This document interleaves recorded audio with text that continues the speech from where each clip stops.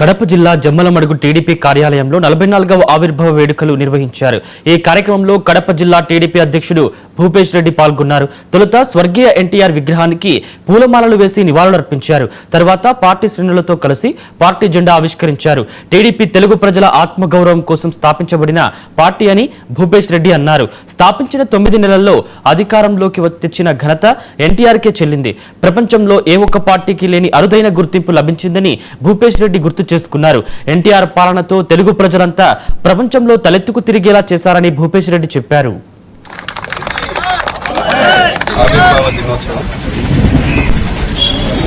తెలుగోడి ఆత్మగౌరవం కోసం పెట్టిన పార్టీ కీర్తిశేషులు పెద్దలు నందమూరి తారక రామారావు గారి సినీ రంగ ప్రవేశం ఏ విధంగా ఉండిందో పేద మధ్యతరగతి కుటుంబాలు తెలుగోడి ఆత్మగౌరవం కూడు గుడు గుడ అనే ఒక నినాదంతో తెలుగుదేశం పార్టీ ఆవిర్భవించింది.